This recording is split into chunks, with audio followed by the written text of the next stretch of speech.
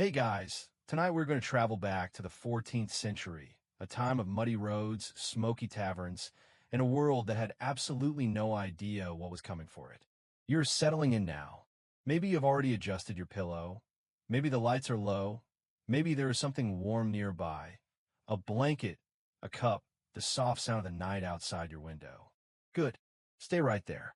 Because tonight, we're going to wander together through one of the most consequential chapters in all of human history. And we're going to do it slowly. There is no rush. The past isn't going anywhere. It is the early 14th century. You are standing, just for a moment, just in your imagination, on the edge of a small market town somewhere in Western Europe. Maybe France. Maybe England. Maybe the sun-warmed plains of northern Italy. The year is somewhere around 1340, and the world around you is loud and smelly and alive. There are pigs wandering in the street. There are children chasing them. There's a baker pulling a long wooden paddle out of a stone oven, the warm bread smell drifting through everything, mixing with the less pleasant smell of the open drainage ditch running along the edge of the road. Medieval towns were, to put it gently, not particularly focused on sanitation. And yet, life is full. Europe in this period is actually doing rather well by the standards of its own history. The early Middle Ages had been lean and difficult, but by the 1300s the continent is humming. Population has grown significantly over the past 2 centuries. New farmland has been carved out of forests. Trade routes snake between cities. Universities are operating in Bologna, Paris, Oxford. Cathedrals are being built. Enormous, impossible-looking stone projects that take generations to complete, as if the people building them are quietly betting on the future. The Catholic Church is the organizing force of almost everything. It tells you when to wake, when to pray, when to plant, when to rest. It explains the stars and the seasons. It is the largest landowner in Europe. It runs the hospitals. It is in the minds of most people living in this time, the living architecture of meaning itself. And the feudal system holds everything else in place. Lords own the land. Peasants work it. In exchange for labor and loyalty, peasants receive protection. It is not a fair system by any modern measure, but it is a system, and systems, however unjust, have a kind of gravity to them. People build their lives inside them. You close your eyes for a moment and just listen to the town. Somewhere there is a blacksmith, the steady rhythm of hammer on iron. Somewhere else, a priest in a small stone church, murmuring the morning office in Latin, words that almost no one in the street could understand, but which everyone found oddly comforting anyway. Historians still argue whether medieval peasant life was as miserable as later romanticizations made it out to be, or whether it held a texture and community richness that modern life has largely lost. Maybe both are true. What we do know is that people laughed. They told stories. They drank ale, a lot of ale, mostly because water was not safe. They had festivals. They had saints' days that functioned essentially as public holidays. They danced. They complained about taxes, which is a deeply human tradition that has never once stopped. Here's a well-known fact worth pausing on. By around 1300, Europe's population had roughly doubled from what it had been in the year 1000. It was somewhere in the range of 75 million people. Cities like Paris and Florence were genuinely large, cosmopolitan, and sophisticated. The Silk Road was carrying not just silk but spices, ideas, glassware, and all the invisible cargo of cultural contact between East and West. And here is your eccentric curiosity for the evening. In some medieval towns, the guild of rat catchers was considered a respectable and even well-paid profession. Rats were everywhere, universally regarded as a nuisance, and a skilled rat catcher could negotiate decent terms with a town council. They had tricks, traps, and sometimes trained dogs or ferrets. They were, in their way, professionals.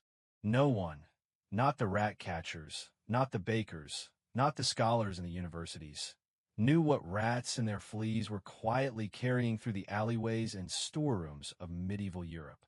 No one was looking. Why would they be? The world felt If not perfect, then at least comprehensible. Comprehensible and ongoing. The cathedrals were proof of that. You only build something designed to outlast you by centuries if some part of you believes the future will arrive. So let the town breathe around you for another moment. The bread smell, the pigs, the distant Latin, the hammer.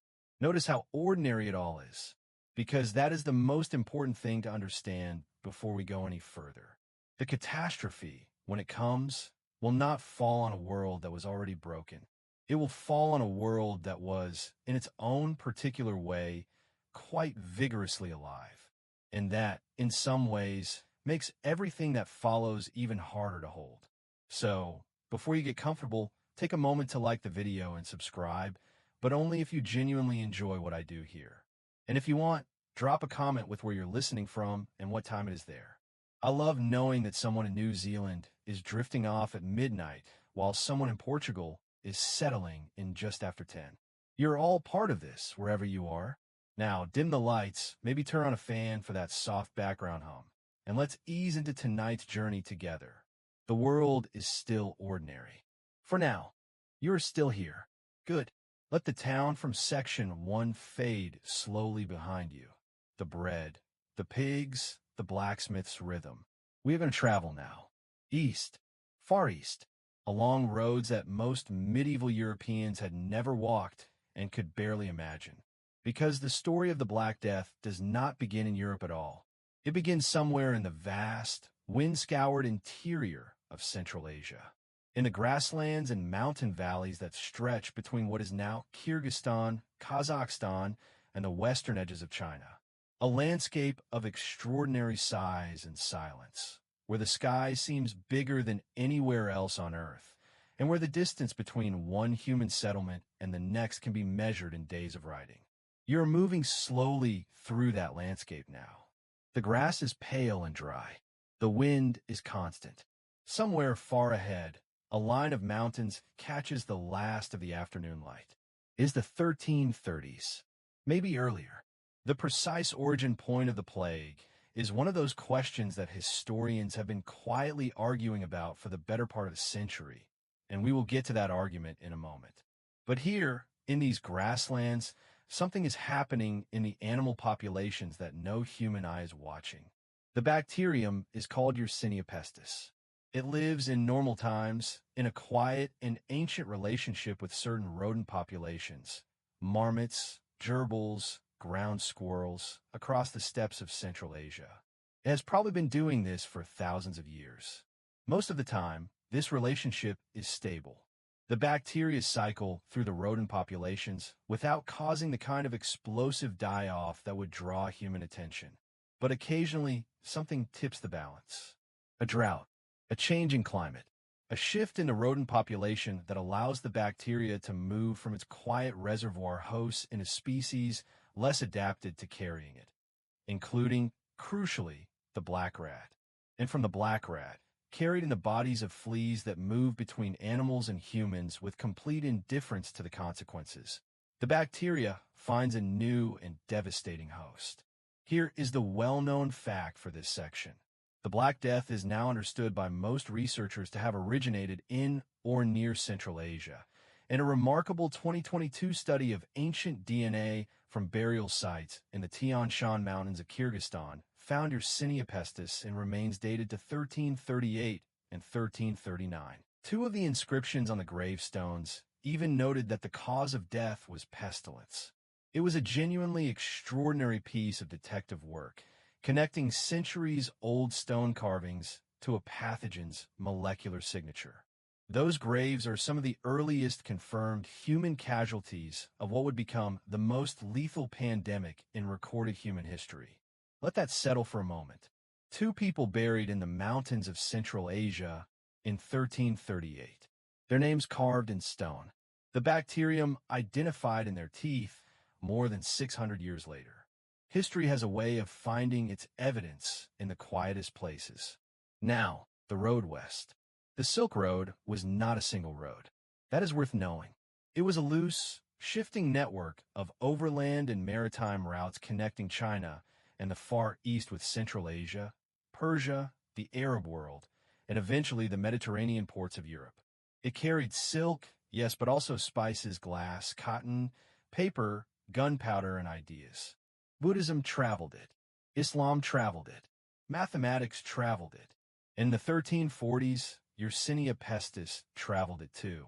The Mongol Empire, which at its height had controlled an enormous swath of this territory, had effectively unified and stabilized much of the Silk Road network for a century or more.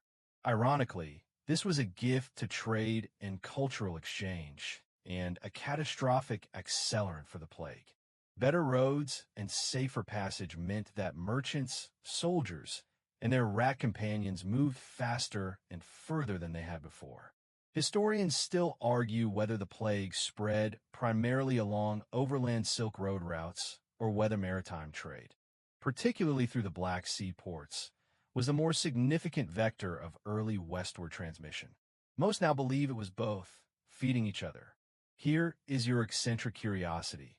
There is a medieval legend, almost certainly embellished, but too strange to leave out, that one of the pivotal moments in the plague's westward spread involved a siege.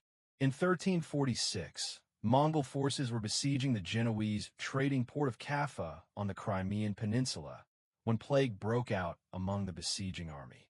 According to the Gabriel de Mussey's account, written not long after, the Mongols began catapulting the bodies of their dead over the walls of the city, hoping to spread infection among the defenders. Whether or not this biological warfare actually caused the spread into Kaffa, modern researchers are divided, noting that rats could have carried the plague into the city independently. The story has lodged itself permanently in the history of the plague, a grim milestone in the annals of human conflict. What is less disputed is that Genoese merchants fleeing Kaffa in late 1346 and 1347 boarded ships on the Black Sea and sailed west. They were carrying more than cargo. The ship was on the water now, the wind in the sails, the vast gray blue of the Black Sea giving way to the Bosphorus, then the Aegean, then the longer passage west through the Mediterranean. On those ships, merchants, sailors, goods, rats, fleas, and a bacterium that had been quietly moving through the animal populations of Central Asia for years, perhaps decades, before anyone gave it a rout. You're drifting a little now. The water is calm. The ship moves slowly. Above, the stars are the same stars that shine over your ceiling tonight. More or less, just without the light pollution, so many more of them, a truly unreasonable number of stars pressed into the dark. The ship sails on. It is almost in sight of Sicily, but we are not there yet. For now, just rest in the stillness of the water, the creak of the hull, the soft sound of the ship moving through something it doesn't know it's carrying. The worst is still to come, but not yet. The ship is coming into port. It is October 1347. The harbor of Messina, on the northeastern tip of Sicily, is a working port, busy, practical, smelling of salt and fish and tar. Ships arrive regularly from the eastern Mediterranean, from the Black Sea ports, from Constantinople. The dockworkers know the rhythm of it, the creak of rope, the shout of the harbor master, the ordinary choreography of arrival. But something is wrong with this one. The Genoese trading fleet that pulls into Messina's harbor in those first days of October carries 12 ships. And when the port officials go aboard, when they climb the gangways and step onto the decks, what they find stops them completely. Most of the sailors are dead. Those still alive are in a condition that the chroniclers who recorded this moment struggled to describe without abandoning their composure entirely. They were covered in strange swellings, dark, hard lumps clustered at the neck, the armpit, the groin. Some were delirious. Some were bleeding from places that made no obvious sense. They reached out toward the port officials with a kind of terrible urgency, as if the act of touching another living person might anchor them to the world they were slipping out of. The port authorities of Messina made a decision that was both completely reasonable and, historically speaking, too late. They ordered the ships out of the harbor immediately, but the rats had already left. That is the quiet tragedy of that moment in Messina. Not the ships, not the dead sailors, but the small dark shapes that had slipped off the mooring ropes in the night, that had already disappeared into the alleyways and storerooms and grain cellars of a city that did not know to look for them. You are in Messina now, in your imagination, walking the streets in the weeks after the ships departed. It is still autumn. The light is Mediterranean, warm and golden, the kind of light that makes stone buildings look like they are lit from within. The streets are ordinary. People are going about their days. And somewhere beneath the surface of that ordinariness, something has already begun. Here is the well-known historical fact. The arrival of the plague ships at Messina in October 1347 is one of the most precisely documented moments in the early history of the Black Death in Europe. The account left by Michel de Piazza, a Franciscan friar writing in Sicily, describes the scene in vivid detail. The swollen bodies, the stench, the desperate sailors. It is one of our earliest European eyewitness records of what the plague looked like on arrival, and it has the quality of someone trying very hard to make posterity understand the scale of what they witnessed. From Messina, the plague moved with a speed that still impresses researchers who study it. By the end of 1347, it had reached Catania, Palermo, and Sardinia. It crossed to mainland Italy. Genoa and Venice, two of the most connected, most trafficked cities in the Mediterranean world, were infected by early 1348. From there it moved into France, into the Iberian Peninsula, up the Rhone Valley toward northern Europe. The speed was not accidental. It followed the routes of commerce, of human connection, of all the busy threads that tied the medieval world together. Every market, every pilgrimage road, every river trading route became, without anyone intending it, a corridor for the bacterium. Historians still argue whether the plague's initial spread through the Mediterranean was driven more by shipborne transmission along coastal routes, or by overland movement through trading networks, or whether both operated simultaneously in ways that made the outbreak effectively impossible to contain even with more aggressive early response. Most now believe it was a combination. The sea was fast. The land was thorough. Here is your eccentric curiosity for this section. Several Italian cities, observing the horror arriving by ship, attempted some of the earliest recorded quarantine measures in European history. Venice in 1348 began requiring ships arriving from infected ports to anchor offshore and wait. Initially for 30 days, a period called a Trentino, which was later extended to 40 days, giving us the word quarantine from the Italian quarantina, meaning simply 40 days. It was a genuinely intelligent public health innovation, arrived at empirically, not because anyone understood germ theory, which would not exist for another 5 centuries, but because even without theory, observation had taught them that time and distance seemed to matter. It had not stopped the plague, but it slowed things in places for a time, and it introduced into the world a concept, the deliberate separation of the potentially infected from the general population, that would shape public health practice for centuries, right up to and including conversations you may have had yourself in more recent years. The world is small, even across 700 years. Back in Messina, in the autumn of 1347, none of that exists yet. The ships have been turned away from the harbor, but the city is already changing. There are people who feel unwell, a swelling under the arm, a fever that arrived quickly and will not leave, a sense of something being wrong that is difficult to name and impossible to outrun. In the weeks and months ahead, perhaps a third of Messina's population will be dead. For now, though, just the golden light, the stone streets, the sound of the harbor settling into evening. Somewhere in a dark warehouse near the waterfront, a flea moves from one warm body to another. The city does not feel it. Rest for a moment in the ordinary beauty of that Mediterranean autumn. The light is extraordinary. The sky is that specific shade of deep blue that seems almost too saturated to be real. Hold on to it, because the next part of the story asks us to understand what was actually happening inside those bodies. We'll take it slowly. We're going to slow down here. Not because this section is frightening. We will keep it gentle, We will keep it PG-13. We will treat the body with the dignity it deserves. But because understanding what the plague actually did in calm and measured terms is essential to understanding everything that follows. So take a breath. You're comfortable. You're safe. You are 7 centuries away from all of this, wrapped in whatever warmth you have arranged around yourself tonight. Let's just understand it together.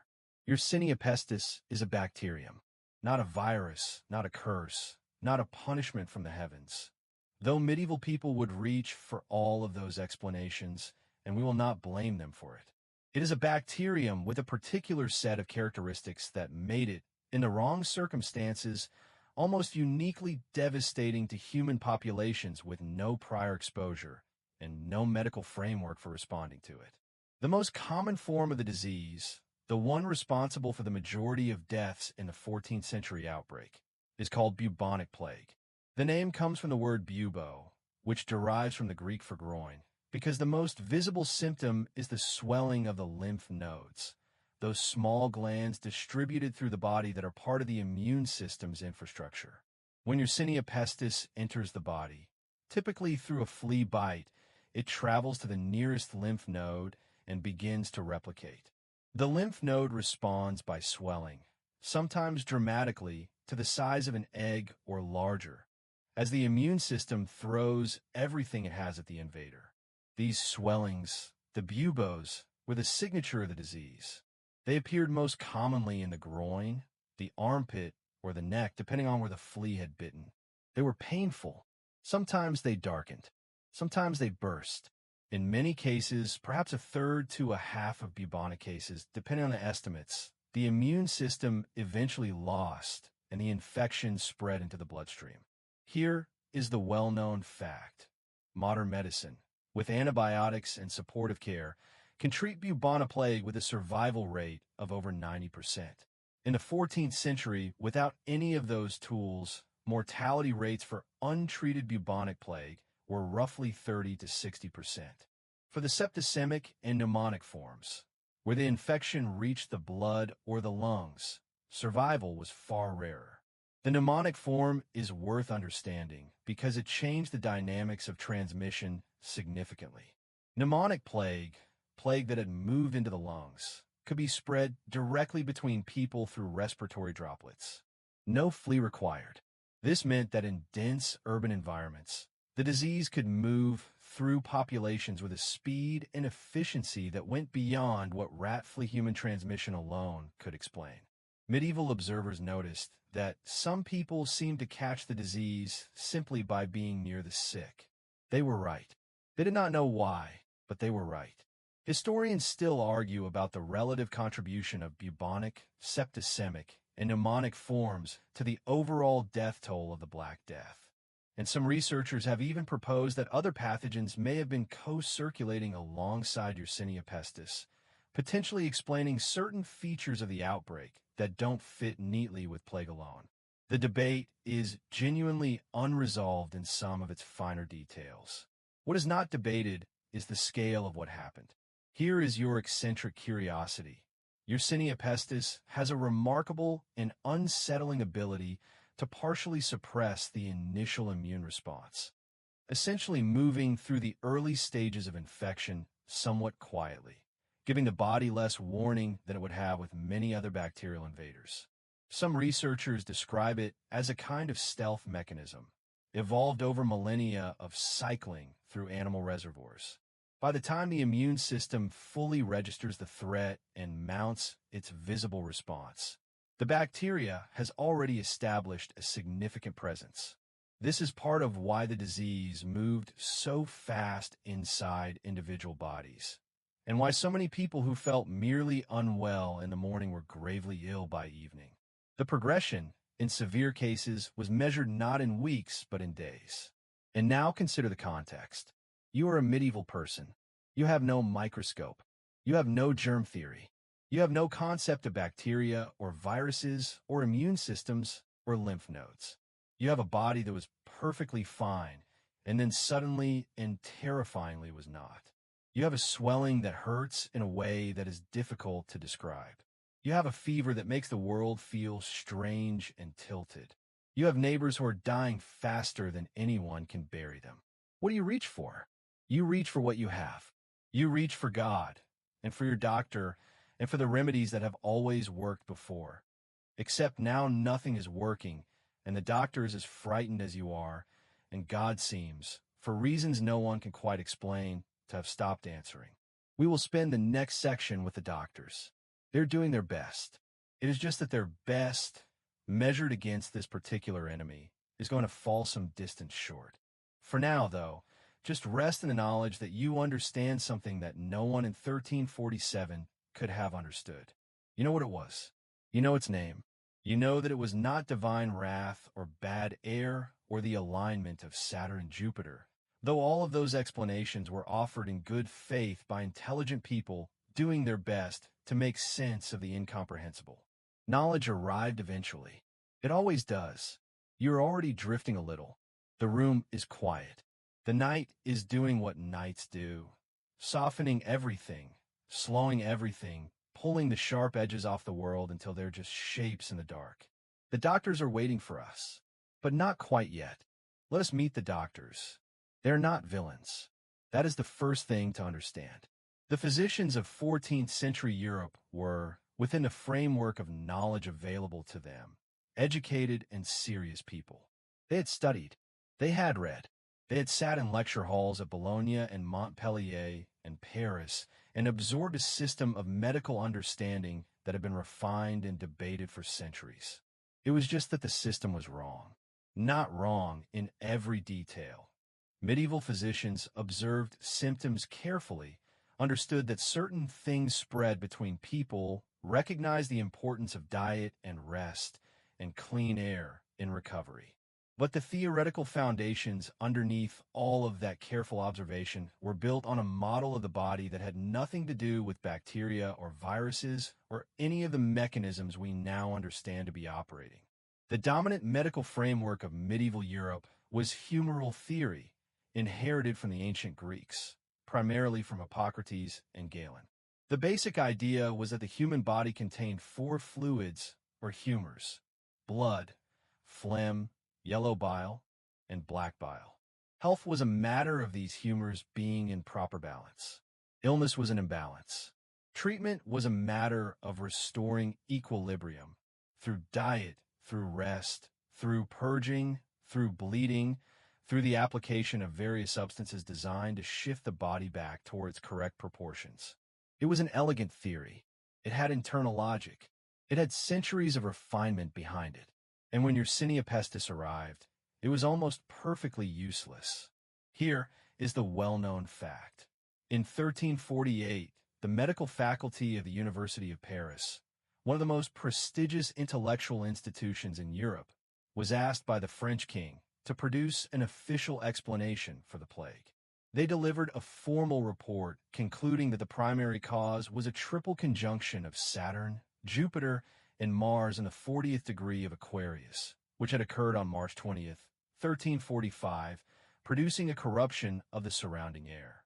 Bad air, malaria, which is, not coincidentally, where we get the word malaria, a different disease that medieval Europeans also attributed to corrupt atmospheric conditions.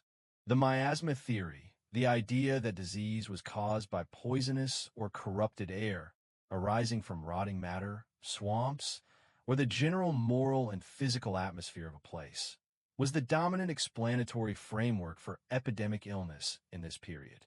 It was wrong about the mechanism, but it occasionally pointed toward useful behaviors by accident.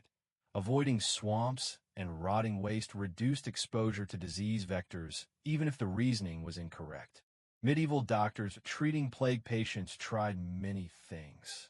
They lanced the buboes, a painful procedure that was sometimes, by accident, helpful in cases where the swelling was close to bursting anyway, allowing drainage and occasionally reducing bacterial load. They prescribed dietary changes.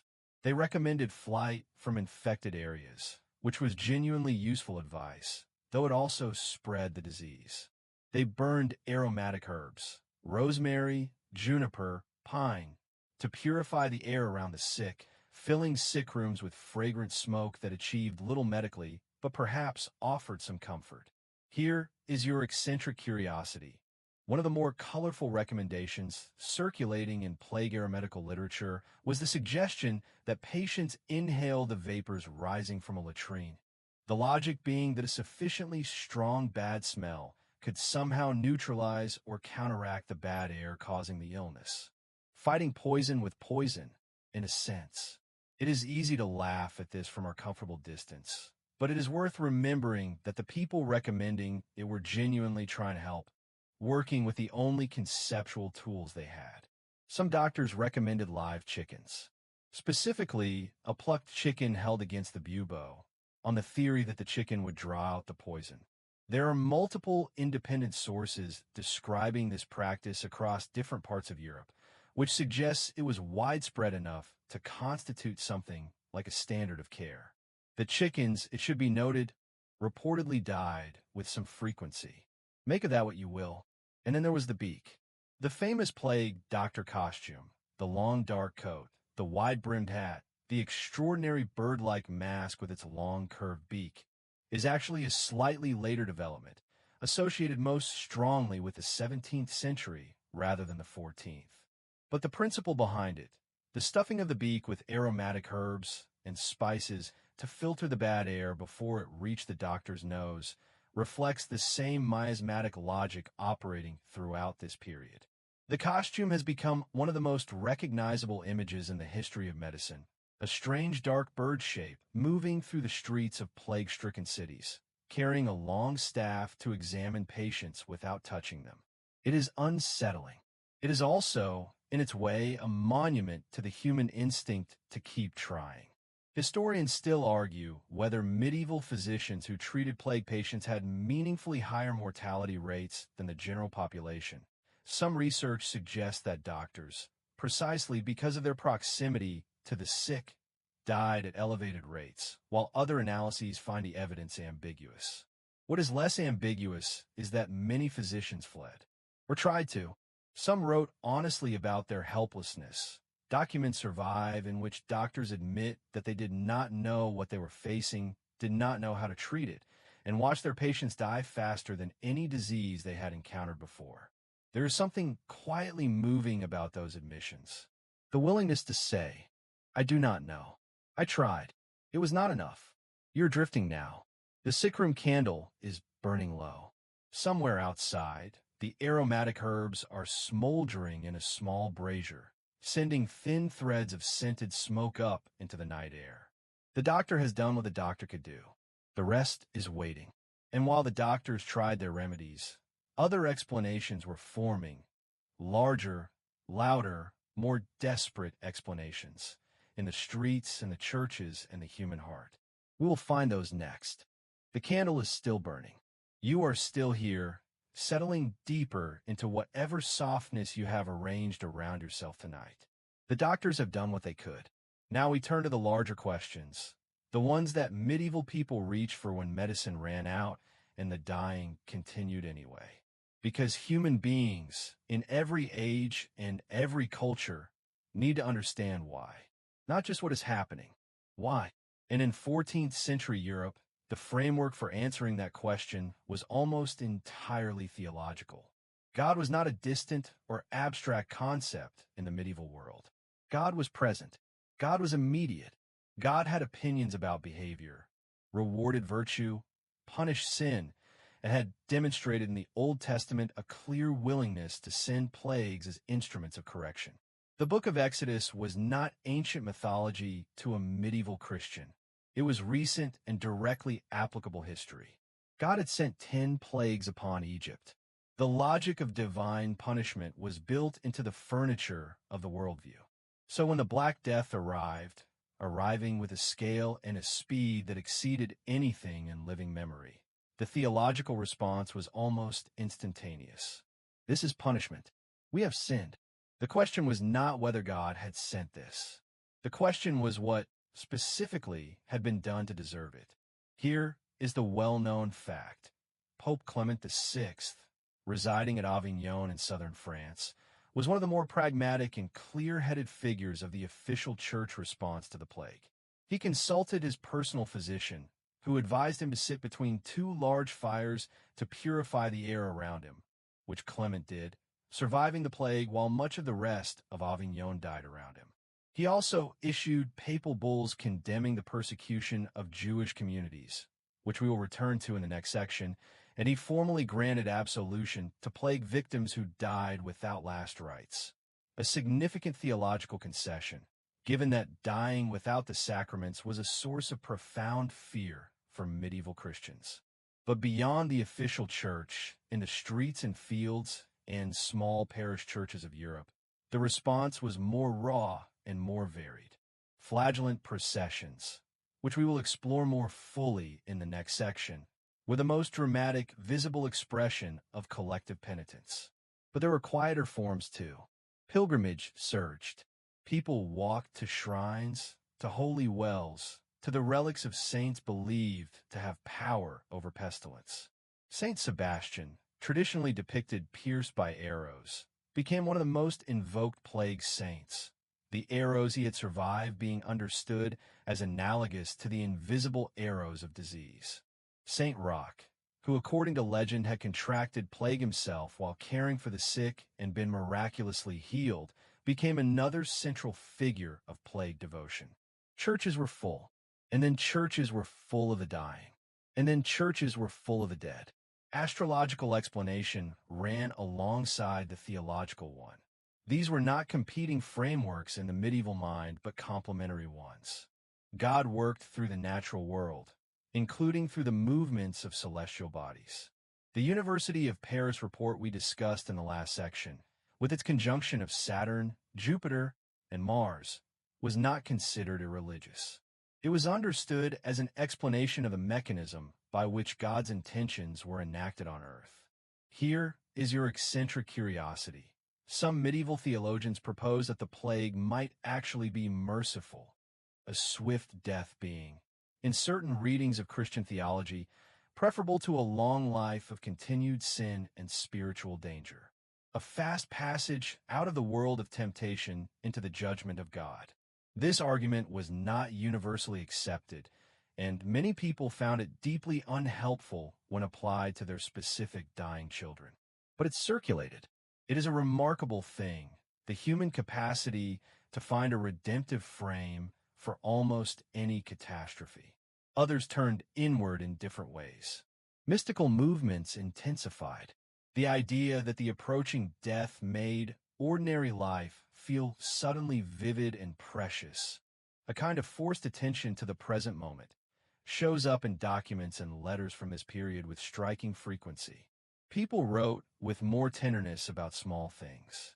The light on water, the sound of bells, a meal shared with someone still living. Historians still argue whether the Black Death ultimately strengthened or weakened popular faith in the institutional church, whether watching priests die as readily as sinners, watching prayer fail as consistently as medicine, watching God remain silent through years of mass death, eroded the foundations of medieval religious authority, or whether it deepened personal piety even as it complicated institutional trust. Most historians now think both things happened simultaneously in different people in different places. Faith is not a single thing. It bends differently in different hands.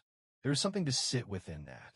You have your own relationship with the large questions. Why things happen, what meaning lives inside suffering, whether the universe is listening.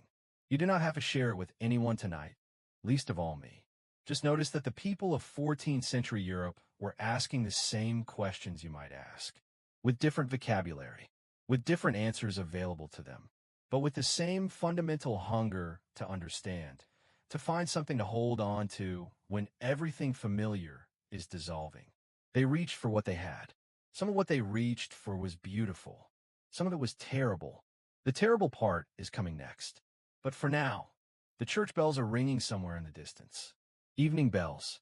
The sound that told medieval people the day was ending and it was time to go inside, to light a candle, to say the prayers that had always been said. The bells are very far away. They sound like sleep.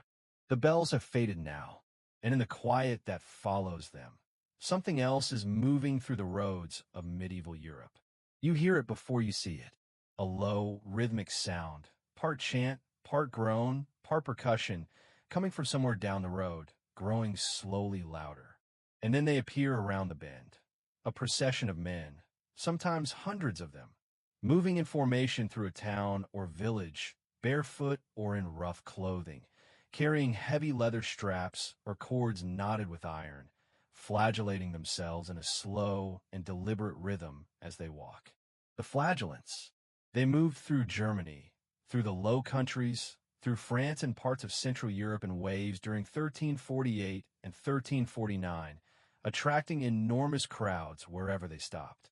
Their central belief was straightforward and, within the internal logic of the theological framework of the time, not entirely unreasonable. If the plague was divine punishment for collective sin, then perhaps a sufficiently dramatic and public act of collective penance might cause God to relent. They were, in their way, negotiating with the universe. Each group typically traveled for 33 days, one day for each year of Christ's life, moving from town to town, performing their rituals publicly in the market square, attracting onlookers, converts, donations, and an enormous amount of complicated institutional anxiety from the church hierarchy watching from above. Ordinary people turned out in vast numbers to watch. Some wept, some joined, some simply stood in silence, not entirely sure what they were feeling, but understanding, in some wordless way, that something extraordinary was happening, that the world had reached a place where ordinary behavior no longer seemed adequate, and that these strange processions through the streets were one expression of a collective desperation that had nowhere else to go. Here is the well-known fact.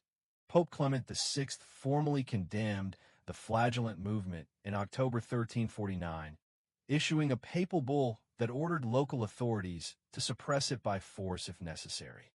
The Church's objections were partly theological. The Flagellants were, in some of their more extreme formulations, suggesting that their acts of self-punishment could substitute for the sacraments, effectively bypassing the institutional Church's mediating role between humans and God. That was not a minor doctrinal quibble. That was, from the Church's perspective, a direct challenge to its authority, its purpose, and its monopoly on the means of spiritual salvation. The movement largely collapsed after the papal condemnation, though traces of it persisted in various forms for generations. Penitential self-mortification and religious practice did not disappear from European Christianity. It simply moved back indoors, away from the public roads, in a private devotion and enclosed religious communities where it attracted less political attention. But the Flagellants, disturbing as they are to contemplate, are not the darkest part of this section. The darkest part is what happened to Jewish communities across Europe during the plague years.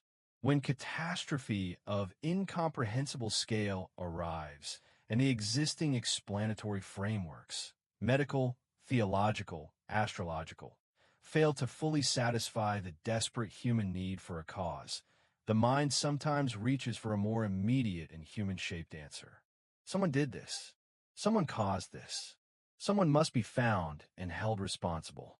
Jewish communities had lived in European cities for centuries, occupying a precarious and legally constrained position, permitted to reside in certain places under certain conditions, subject to special taxes and restrictions, frequently excluded from guilds and land ownership, always existing at some level of vulnerability to the shifting moods and political calculations of the majority population around them. The theological anti-Judaism embedded in medieval Christian culture had produced a persistent background of hostility that required very little additional pressure to ignite into open violence. The accusation that spread through Europe in 1348 and 1349 was that Jewish people had caused the plague by deliberately poisoning the wells. It had no basis in reality whatsoever. Jewish communities were dying of the plague at rates comparable to their Christian neighbors, a fact that some thoughtful contemporaries noted explicitly, and which made no impression whatsoever on the spreading accusations. The logic of a scapegoat does not operate on evidence. It operates on fear, on existing hatred, and on the relief of having somewhere to direct an unbearable weight of grief and terror. Here is your eccentric curiosity, a series of confessions extracted under torture from Jewish individuals in the Swiss city of Chillon in 1348 claimed to describe a vast coordinated conspiracy to poison water sources across Europe. These confessions, produced under conditions that made any statement unreliable, were immediately copied and circulated to other cities as though they constituted reliable evidence of guilt. The effect was rapid and catastrophic. Massacres followed in Basel, Freiburg, Strasbourg, and dozens of other towns and cities across the German-speaking world.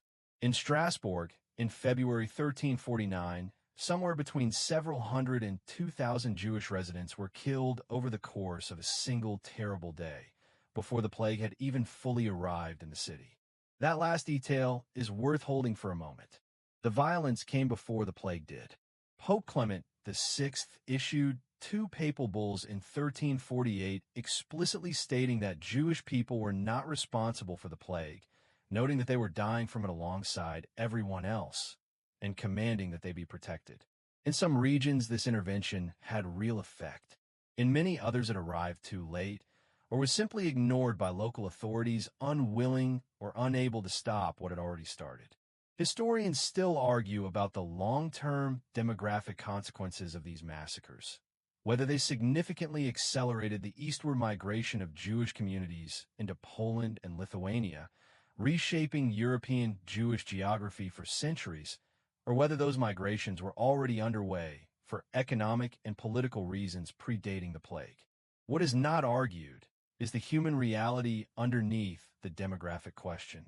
Communities that had existed for generations, with their scholars, their particular dialects, their accumulated local histories, their specific ways of marking time and celebrating life, were destroyed within days. The plague killed without choosing. The violence that accompanied it was chosen. Carry that quietly tonight, if you can. You do not need to hold it heavily. But it belongs in the story, and the story is more honest for having it. The road outside the town is quiet again now. The procession has long passed. The night is very still. There is a particular kind of silence that is different from ordinary silence. You may have felt it once. Walking into a room where something has recently happened, or standing in a place that used to be full of people and no longer is. It is not merely the absence of sound. It is the presence of absence, a weight in the air where something used to be.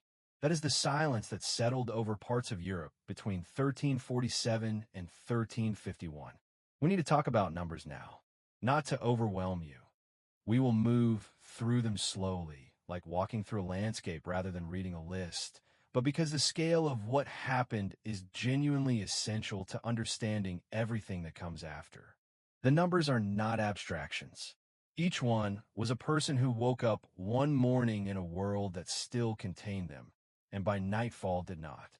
The most widely cited estimate is that the Black Death killed between 1/3 and 1/2 of Europe's total population in the years of its initial sweep, roughly 1347 to 1351. Let that breathe for a moment. 1/3 to 1/2. In absolute terms, most historians now estimate somewhere between 25 and 50 million deaths in Europe alone, out of a pre-plague population of perhaps 75 to 80 million. Some regions were harder hit than others. Certain cities lost 60 or 70% of their inhabitants. Some isolated rural communities were almost entirely wiped out. A few places, through geography or luck or early isolation, escaped relatively lightly. But the overall shape of it was a continent that, within the space of roughly 4 years, lost somewhere between 1/3 and 1/2 of everyone living in it. There is no modern analogy that maps cleanly onto this. The closest the 20th century came, in proportional terms, was the 1918 influenza pandemic, which killed somewhere between 50 and 100 million people globally, devastating, world-altering, but out of a global population that was vastly larger. The proportional impact of the Black Death on medieval Europe remains essentially without parallel in recorded history. Here is the well-known fact. Archaeologists and historians working on medieval settlement patterns have identified hundreds of so-called deserted medieval villages across Europe, places where communities that existed before the plague simply ceased to exist afterward. In England alone, estimates suggest somewhere between 1,000 and 3,000 settlements were abandoned during the plague period and the decades following it. The earthworks of these villages survive in some places as low grassy humps and ditches visible from the air, the ghost shapes of streets and building foundations pressed into the landscape, quiet as sleep. Walking through a field in rural England or France or Germany and not knowing, that is where people lived. That is where children played and bread was baked and dogs barked at the geese. That is a street. The fields tell you, if you know how to look. And it was not just villages. Monasteries lost their communities. Parishes lost their priests, and then lost the replacement priests, and then the replacements after that. The transmission of knowledge, of craft, of the accumulated practical wisdom that passes from master to apprentice over years of close daily work. All of that was interrupted, severed, in some cases, permanently. Skills were lost. Recipes were lost. Building techniques were lost. Languages, small, local, hyper-specific ways of describing the particular world of a particular valley, faded out simply because not enough of the people who spoke them survived. Here is your eccentric curiosity. Some historians have traced a noticeable decline in the quality of certain crafts and artistic techniques in the decades immediately following the Black Death. Not because the survivors were less talented, but because the master craftsmen who would have trained the next generation were dead, and the next generation had to reconstruct knowledge from incomplete fragments, working backward from finished objects toward the processes that made them. The great cathedrals that were under construction when the plague arrived, and many of them were, remember, those multi-generational stone projects we mentioned in Section 1, show in some cases a visible change in the quality or style of construction work before and after the plague years, as if a different set of hands took over partway through, working from memory and observation rather than direct instruction. Historians still argue about the precise demographic recovery timeline, how long it took for European populations to return to their pre-plague levels. The most commonly cited estimate is roughly 150 years, meaning that it was not until around 1500 that the continent's population recovered to where it had been in 1340. 150 years. 6 generations of people living in a world that had not yet filled back in. There is something in that long aftermath that is difficult to fully imagine. Not the catastrophe itself, which was acute and terrible, but the long decades afterward, when the fields were still half-tended, when the villages were still half-empty, when the absence was not dramatic anymore, but simply the constant background texture of ordinary life. A world with too much room in it. You're drifting now. Let the landscape come to you slowly. Those pale green English fields with their ghost shapes of lost streets, those French river valleys where the water still runs past the places where mills once stood, those German hillsides where the terraced vineyards slowly went back to forest when there were no longer enough hands to tend them. It is peaceful, in a way, the kind of peaceful that has a lot of history in it. Rest in it for a moment. The story is not finished, but the worst of the dying is behind us now. And in the next section, we will sit for a while in England, with specific people in specific places, and feel the texture of all this at a more human scale. The fields are quiet. The night is long. Come with me to England now. We are moving northwest across the Channel, away from the ravaged cities of Italy and France, toward an island that had watched the news of the plague arriving on the continent with a particular mixture of concern and geographical optimism that islands sometimes allow themselves. The water between England and France is not wide. It never has been, but it is something, a pause, a breath, a moment to prepare, except that no preparation was possible because no one understood what they were preparing for. The plague arrived in England in the summer of 1348, most likely through the port of Melcombe Regis in Dorset, a small harbor town on the southern coast, now part of the modern town of Weymouth. The exact date is debated, but most historians place the first English cases in June or July of that year. A ship from Gascony in southwestern France is the most commonly cited vector. The sailors aboard were already sick, or had already died, or had already let their rats slip quietly down the mooring ropes and into the English summer. England in 1348 is a specific and imaginable place. It is a kingdom ruled by Edward III, who is in the middle of what will eventually be called the 100 Years' War with France, a conflict that will itself be significantly disrupted by the plague, as armies prove to be extraordinarily efficient environments for disease transmission. It is a country of perhaps 4 to 5 million people, most of them living in small rural communities, farming the land under the terms of the feudal system, speaking a version of English that would sound strange to modern ears, but that was already distinctly English. The summer of 1348 is, by various accounts, warm and dry. The harvest is beginning. The world feels ordinary. Here is the well-known fact. One of the most vivid English accounts of the plague's arrival and progress comes from Henry Knighton, a canon of Leicester writing some decades after the events, who describes the plague moving through England with a comprehensiveness and a quiet horror that makes his chronicle one of the essential documents of the period. He records specific details, the numbers of dead clergy, the abandonment of villages, the failure of the harvest because there were not enough people left to bring it in, that give the statistics a texture and a weight that pure numbers cannot. From Dorset, the plague moved east along the coast and north through the interior. By the autumn of 1348, it had reached Bristol, then one of England's most important ports, and therefore one of its most connected and vulnerable cities. Bristol's death toll was, by various accounts, catastrophic. The chronicler who wrote that the living could scarcely bury the dead, and that grass grew in the streets of Bristol, was almost certainly exaggerating for rhetorical effect, but not, the evidence suggests, by as much as one might hope. By the winter of 1348 and into 1349, the plague was in London. London in this period had a population of perhaps 60,000 to 80,000 people, large by medieval English standards, densely packed, served by a water supply that ran through the same streets that also served as open drainage channels. It was exactly the kind of environment in which a combination of bubonic and pneumonic transmission could move with terrible efficiency.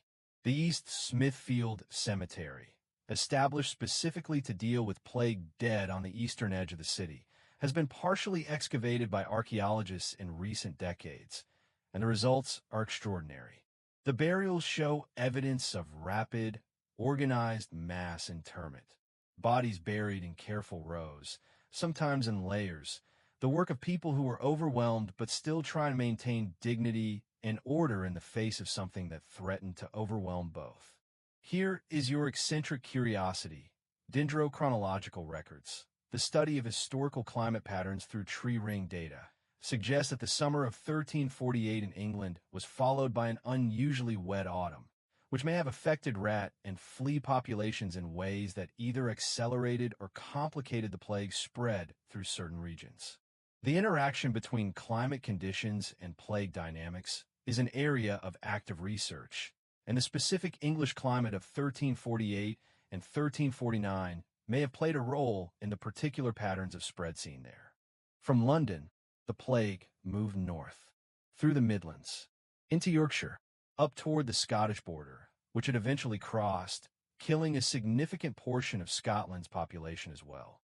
This despite the reported initial reaction of some Scottish leaders, who apparently considered the plague a divine punishment specifically targeted at their English enemies, a belief that the bacterium rapidly and comprehensively disproved. Historians still argue about the precise English mortality rate. Estimates range from about 40% to over 50% of the total population, with some regional studies suggesting even higher local figures. The uncertainty reflects the limitations of the surviving records, which are extensive by medieval standards but still incomplete. What the records do capture, with quiet consistency, is the human texture of the loss. Wills written in haste. Parish registers with sudden gaps where the priest stopped recording because the priest was dead. Property records showing land changing hands with unusual rapidity, or simply going unrecorded because there was no one left to record it. A village in Suffolk where the same family name appears generation after generation in the records, and then, in 1349, does not appear again. Just gone. The English countryside tonight is full of those absences, if you know how to read the landscape. The field patterns that still follow boundaries set in the 14th century. The church in the middle of a small village, larger than the village seems to need, because it was built for a population that no longer exists. The stones remember, even when the names are gone. You're very still now. The night is soft and English, cool, a little damp, the smell of grass and distance. Let the stones remember. You can rest. We have been moving at some scale for a while now. Continents, populations, percentages. The enormous arithmetic of catastrophe, which is necessary to understand, but which carries, if you stay inside it too long, a kind of numbing weight, the way very large numbers eventually stop feeling like numbers and start feeling like weather. So let us come down from the altitude now. Let us sit at ground level for a while. Because the Black Death was not experienced as a statistic by the people living through it. It was experienced as a specific Tuesday in a specific house in a specific town, when a specific person, someone whose name you knew, whose voice you recognized, whose habits you had absorbed over years of close proximity, was suddenly and terribly not well, and then was gone. The medieval world left us more personal documentation than people often expect. Letters survive. Chronicles written by individuals rather than institutions. Wills dictated in haste, sometimes in the margins of other documents because there was no time to do it properly. Poems, marginalia, those small notes written in the borders of manuscripts by scribes who sometimes, in a moment of humanity, stopped copying and wrote something of their own. One of the most often cited comes from a 14th century manuscript where an anonymous scribe wrote, in Latin, in a margin of the text he was copying. Here ends the second part of this work. The author died before he could finish it. The plague carried him off. Just that. The author died before he could finish it. There is an entire world in those few words. The project left incomplete. The page still there. The hand that held the pen no longer anywhere. Here is the well-known fact. The Italian poet Petrarch, one of the most celebrated literary figures of the 14th century, lost his great love Laura, the woman who inspired the famous Canzoniere sequence of poems, to the plague in 1348. He also lost many of his closest friends in the same period and wrote about the experience with a directness and a grief that reads, across nearly 7 centuries, as entirely recognizable. He wrote of walking through a world that felt emptied, of reaching for people who were no longer there, of the strangeness of surviving when so many had not. He asked, in one letter, whether posterity would believe that there had ever been a time when almost the whole world was left without inhabitants, when houses stood empty, cities fell silent, fields went untended, and the dead lay in the streets because there were not enough living to bury them. He was asking us, in a sense, posterity, we're the people he was writing to. And the answer is, yes, we believe it. We're trying to. Children appear in the records with a particular kind of heartbreak. Medieval attitudes toward childhood were more complicated than the old historical cliché that people in the past did not love their children because child mortality was so high. The documentary evidence tells a different story. Parents who wrote about their dead children with a grief that is completely legible to any parent reading it today, using the same language, the same images, the same desperate reaching for something that has gone somewhere they cannot follow. Here is your eccentric curiosity. The nursery rhyme, Ring Around the Rosie, has been popularly associated with the Black Death for decades. The rosy being the rosy rash, the posse being the herbs carried against bad air, the ashes being the cremation of the dead. It is a compelling theory, and it spreads reliably through every generation of curious schoolchildren. It is also, according to most folklorists and historians who have studied it seriously, almost certainly not true. The rhyme does not appear in written records until the 19th century, and the plague interpretation appears to be a 20th century invention that attached itself to the rhyme retroactively, telling us more about our own desire to find the plague hidden in innocent things than about any actual historical connection. The plague does not need a nursery rhyme. It left enough real traces. A letter survives from a Flemish priest writing to a colleague in another city in 1349, describing the death of his entire household. His housekeeper, the young man who helped with the church, 2 children of a neighboring family who had been sent to stay with him for safety. He lists them by name. He notes small specific things about each of them. The way one child had just learned to read. The particular laugh of another. He says he does not understand why he is still alive when they are not. He says he is writing the letter partly to have something to do with his hands. Historians still argue about the extent to which the Black Death altered the emotional and psychological culture of Europe in the generations following. Whether the mass experience of grief and survival produced measurable shifts in art, literature, and personal expression, or whether cultural continuity was more resilient than the scale of loss might suggest. The art gives some evidence. The Dance of Death, Danse Macabre, became a major artistic motif in the decades after the plague, depicting death as a skeletal figure leading people of all social ranks in a procession toward the grave.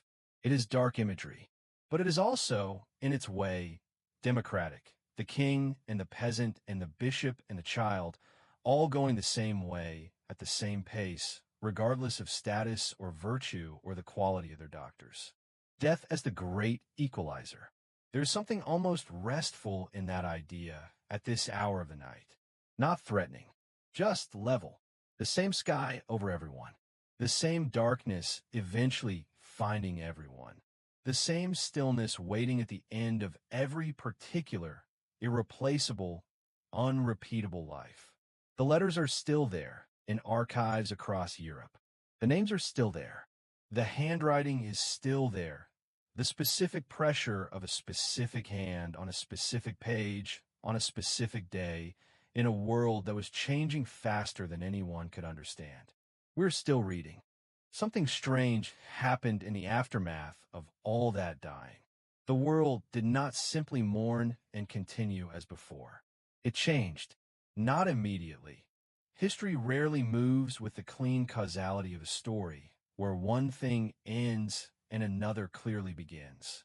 The changes came slowly, unevenly, in different places at different speeds, sometimes reversing before reasserting themselves a generation later. But they came, and some of them were, by any reasonable measure, not what you would expect from a catastrophe of this magnitude. Some of them looked from certain angles almost like progress. Let us start with labor. Before the plague, the feudal system in England and much of Western Europe operated on a fundamental imbalance of power. There were far more people who needed land to work than there was available land, which meant that lords could set terms that were deeply unfavorable to the peasants who farmed for them. Low wages, or no wages at all, in the case of villains who owed labor as a form of rent. Limited mobility, the legal inability, in many cases, to simply leave and find better conditions elsewhere. The plague did not intend to change any of this, but it did. When between a third and a half of the population was gone, the fundamental equation reversed. Suddenly, there were far more fields than there were people to work them. Lords who had held all the leverage found themselves in the unfamiliar position of competing for laborers, offering better terms, higher wages, reduced obligations, the freedom to move. Peasants, for perhaps the first time in generations, could negotiate. Here is the well-known fact. In England, the government's response to this sudden shift in labor dynamics was the Statute of Laborers, passed in 1351, which attempted to legally freeze wages at their pre-plague levels and prevent workers from demanding more than they had received before. It was in essence an attempt to legislate the labor market back to a world that no longer existed demographically. It largely failed. Wages rose anyway. The living conditions of surviving peasants improved, slowly but measurably, in the decades after the plague. Some historians describe the second half of the 14th century as a period of genuine, if fragile, working-class improvement in parts of Western Europe. Not because anyone intended it, but because the arithmetic of survival had made it inevitable. The lords tried to hold the line. The line did not hold. This tension between the old order trying to reassert itself and a changed population refusing to fully submit built, in England, toward the Peasants' Revolt of 1381, one of the most significant popular uprisings in English medieval history, in which a large coalition of peasants and artisans marched on London, demanding the end of serfdom, the reduction of taxes, and the removal of certain royal advisors they found objectionable. The revolt was suppressed. Its leaders were executed. The specific demands were not met. But the world it represented, a world in which ordinary people felt, for perhaps the first time, that they had enough leverage to make demands of power, did not go away. It kept returning in different forms, in different generations, across the following centuries. Here is your eccentric curiosity.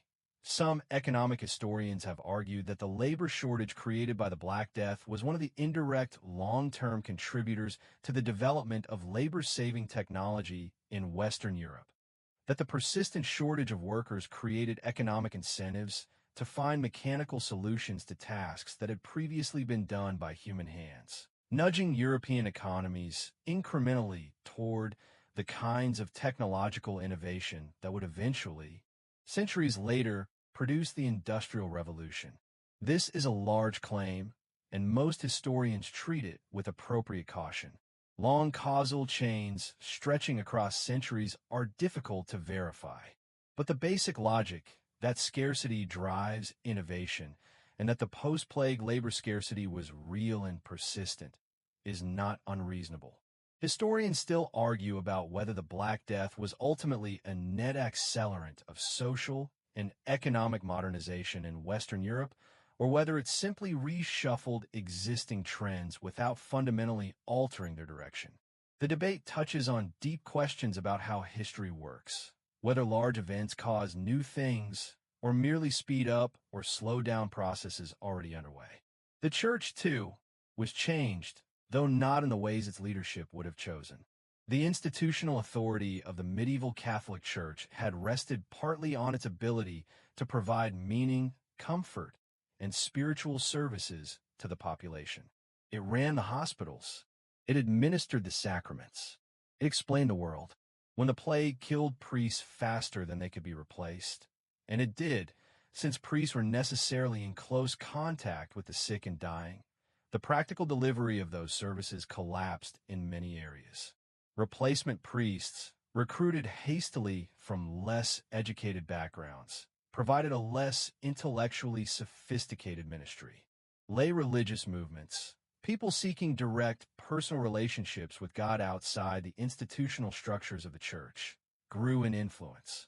The mystical traditions that had always existed at the margins of medieval Christianity moved somewhat closer to the center. The seeds of what would eventually, in the following century, become the Protestant Reformation were not planted by the plague alone. But the soil was different afterward. Something had shifted in the relationship between ordinary people and the institutions that claimed to mediate their lives. A quiet recalibration. People had watched the institutions fail, and having watched that, they carried something new inside them, a small, persistent question about whether the old arrangements were as necessary as they had always been told. That question takes centuries to fully form itself into an answer. But it is there, in the aftermath, growing slowly in the changed world, like the first green things coming up through disturbed earth in the spring. You are very settled now. The world is still. The night has reached that particular depth where even the sounds outside have slowed, where everything seems to be resting, the way the earth rests, quietly processing everything that has happened to it. Rest with it.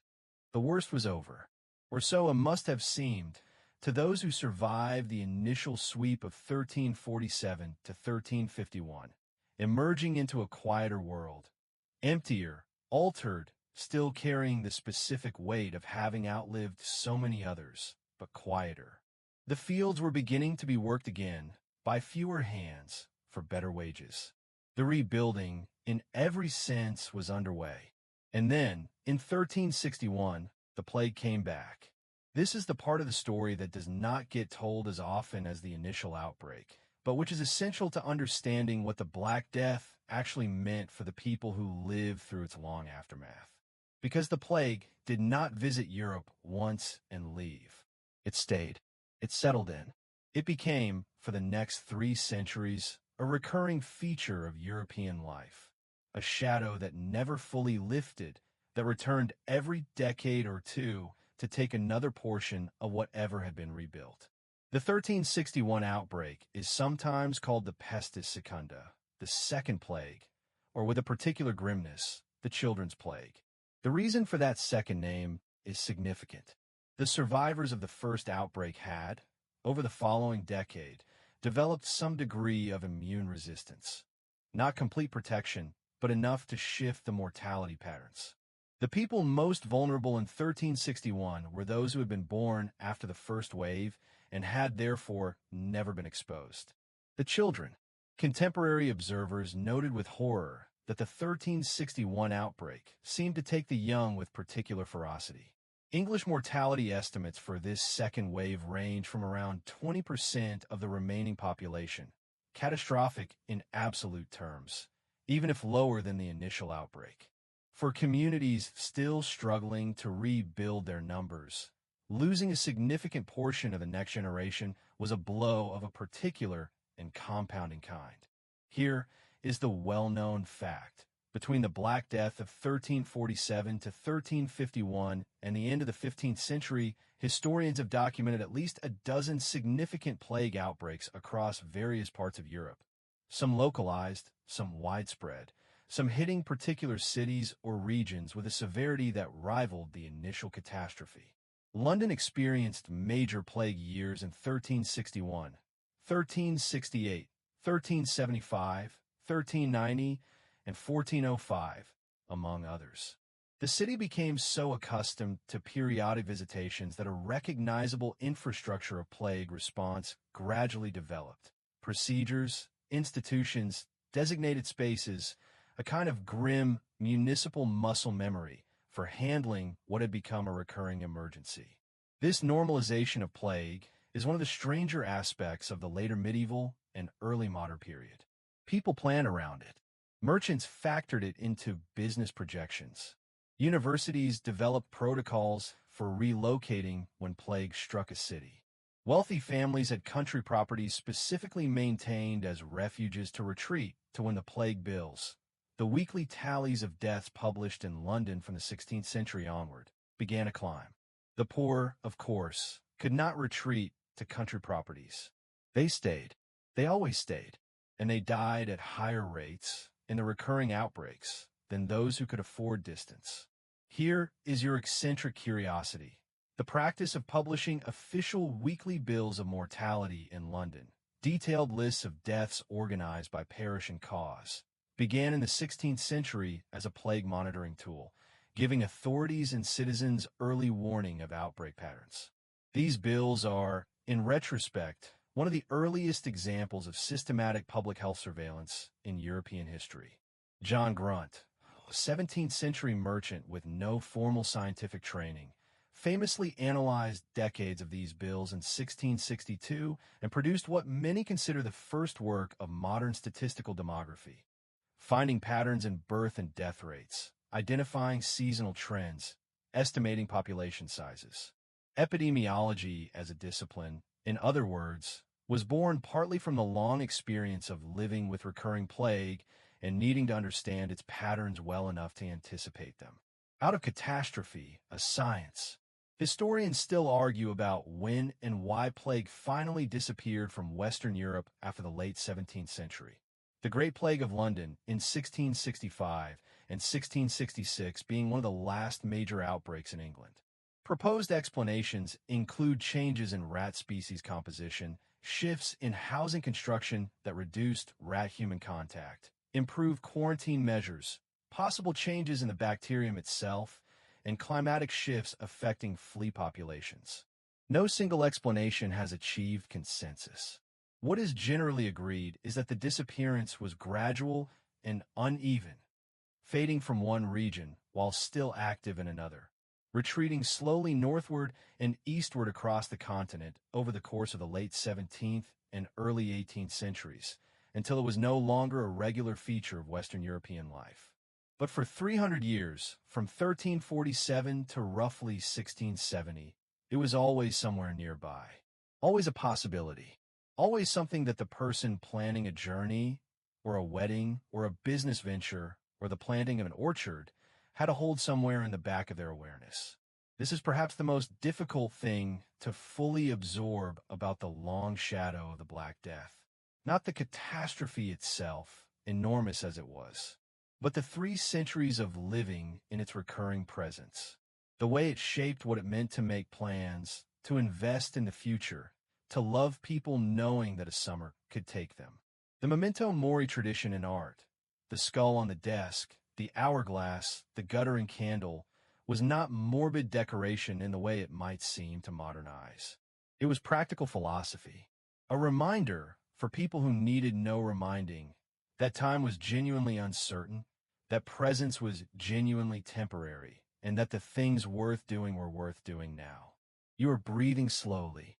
The night outside your window is the same night that fell over London in 1665, over Florence in 1348, over the steppe in 1338.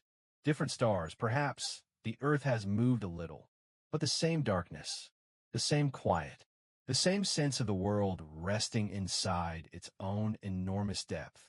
One more section waits for us. The longest, the softest, the most still. Come with me. You'll come a long way tonight. From the market town in Section 1. The bread smell, the pigs, the blacksmith's steady rhythm, all the way through the grasslands of Central Asia, the harbor at Messina, the sick rooms and the doctors, the processions and the persecutions, the emptied villages and the ghost fields, the letters and the last words, the changed world and its long recurring shadow. You have held a great deal, and now we're going to set it down gently. We're going to let it rest, because that is what this final section is. Not a summary, not a conclusion in the academic sense, but a slow settling. The way a body of water settles after something has moved through it. The way a room settles at the end of a long day. The way the mind, when it is ready, releases its grip on the things it has been carrying and allows itself to simply be still. The Black Death ended, in the sense that its initial catastrophic sweep concluded, sometime around 1351 or 1352 in most of Western Europe. But of course it did not end in any deeper sense for a very long time afterward. We have seen that. The second wave. The third. The recurring presence that shaped 3 centuries of European life and thought and art and institution. What did end, eventually, was the world that had existed before it. That world, the high medieval world of the early 14th century, with its particular feudal arrangements, its particular relationship between the church and ordinary people, its particular demographic shape and economic logic. That world did not survive intact. The plague did not cause every change that followed. History is not that simple, and historians are right to resist single-cause explanations for complex transformations. But the plague was present at the beginning of an enormous transition, and it accelerated things that might otherwise have taken much longer. The Renaissance, that extraordinary flowering of art, learning, and humanistic thought that reshaped European culture from the 15th century onward, emerged from a world that the plague had fundamentally altered. The humanism at its center, with its intense focus on the individual human life, its attention to the present world rather than solely the next, its celebration of earthly beauty and earthly achievement. These were not unrelated to a century of living with the knowledge that life was fragile and uncertain and specifically, individually, irreplaceable. When you have watched enough people die, you begin to understand, in your body rather than just your mind, that each life is singular. That the particular person, with their particular laugh and their particular way of holding a pen and their particular knowledge of exactly how to make the bread rise properly in cold weather, is not replaceable, is not a unit in a population, is a world. The Renaissance painted faces with that knowledge behind them, whether it knew it consciously or not. Here is the well-known fact for this final section. Yersinia pestis has not disappeared. It still exists in animal reservoir populations in parts of Central Asia, Africa, and the American Southwest, where occasional cases in humans still occur, typically treatable with antibiotics when caught early, but present. The bacterium that moved through the grasslands in the 1330s and reshaped the world is still there, still cycling quietly through its rodent hosts, still technically capable of causing human illness. We are not in danger. Modern medicine, surveillance systems, and antibiotic treatment have made a recurrence of anything resembling the 14th century catastrophe extraordinarily unlikely. But there is something worth sitting with in the knowledge that the story is not entirely closed, that the world is still, in some small and managed sense, in relationship with this ancient thing. History does not always end. Sometimes it just gets very quiet. Here is your final eccentric curiosity, and it is a gentle one. In the Kyrgyz mountains where the earliest confirmed plague burials were found, the local community has maintained the grave sites for centuries. The inscriptions on the stones are still legible. People still come attend them. There's a continuity of memory there that stretches from 1338 to the present, an unbroken thread of human acknowledgement reaching across nearly 700 years, saying simply, someone was here, someone lived, someone is remembered. That is what memory does when it is at its best. It does not dramatize. It does not demand. It simply keeps saying, this happened. These people were real. They lived in a world that felt to them as immediate and particular and irreplaceable as yours feels to you tonight. Historians still argue, and will continue to argue, about the precise mortality figures, the exact transmission routes, the specific mechanisms of social and economic change, the long causal chains that connect 1347 to the world that followed. That argument is the ongoing work of history, and it is good work and it matters. But underneath all of it is something that does not require argument. People lived. People loved the people around them. People lost those people in numbers and at speeds that exceeded anything their world had prepared them for. And then people, the ones who remained, got up in the morning and fed the animals and repaired the roofs and taught the children and wrote the letters and planted the orchards and built, slowly and imperfectly, a new version of the world. That is the deepest truth of the Black Death, and perhaps of all history. Not the catastrophe, the continuing. You are very still now. The weight of the evening is settled all around you, soft and complete. Your breathing has slowed to the rhythm that means the boundary between waking and sleeping is becoming thin and permeable.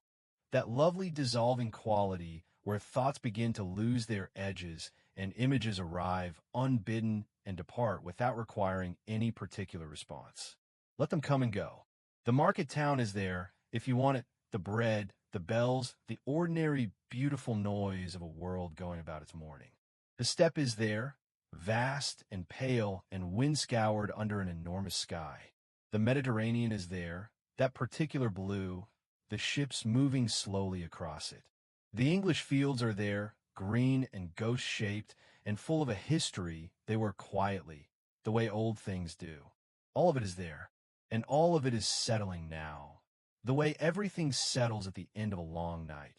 Not disappearing, but coming to rest, finding its place in the dark, in the quiet, in the enormous patient stillness that holds everything, always underneath. You have been here for all of it. That matters. Rest now. The world is old, and it is still here, and so are you.